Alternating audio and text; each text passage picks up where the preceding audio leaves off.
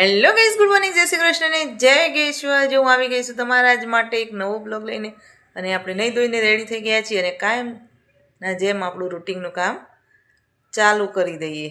પહેલાં હવે આપણે જઈશું દુકાને અને પછી આવીને કામ કરીએ. પવિત્રાબેન ગયા છે સ્કૂલે, એ આવે પછી એમને મળીએ કે એમના આજે ડાન્સનો પ્રોગ્રામની પ્રેક્ટિસ ચાલુ થઈ છે કે નહીં જોઈએ. તો ચલો ગાઈસ, તમને લોકોને પછી મળું છું. તો ગાઈસ, પવિત્રાબેન તો ટ્યુશન જઈને આવી ગયા છે. સ્કૂલેથી આવ્યા પણ આપણે ટાઈમ હતો નહીં વિડીયો લેવાનો, અને બેનને થોડી ઊંઘ આવી હતી તો ઘડીક 5-10 મિનિટ સૂઈ ગયા અને પછી એ ગયા ટ્યુશન. તો ટાઈમ રહ્યો નથી વિડીયો ઉતારવાનો ને હવે આવ્યા છે તો આપણે એમને મળી લઈએ. ચલો બોલો પવિબેન, કેમ છો?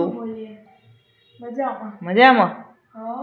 કેવું રહ્યું સ્કૂલમાં? આજે ડાન્સની પ્રેક્ટિસ કરાય કે નહીં?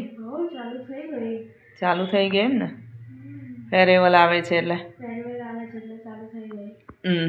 તે ભણવાનું ચાલુ કે ખાલી પ્રેક્ટિસ જ કરાવો? ચાલુ છે એમ ને? એવું છે? બરાબર. અને બેનપણીઓ આવી જાય કે નહીં? બહાર ફરવા ગઈ હતી? એક નહીં આવી હજુ?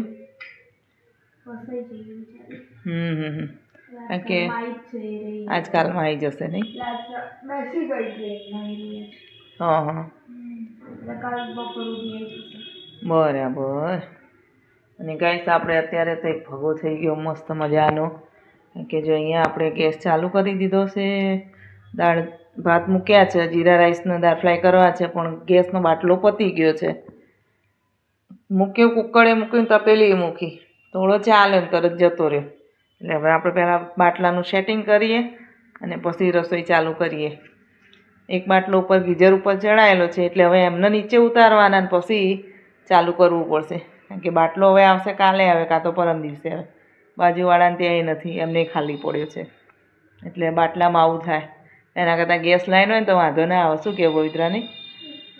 ગેસ લાઈન હોય ને તો મજા આવે, પણ આટલામાં ગેસ લાઈન છે નહીં. તો ચલો કંઈક સેટિંગ કરીને રસોઈ તો કરવી પડશે ને. તો ચલો ગાઈસ, આની સાથે મારા બ્લોગનો એન્ડ કરું છું. જો તમને મારો બ્લોગ જોવો ગમે તો લાઇક, શેર અને સબસ્ક્રાઈબ જરૂરથી કરજો.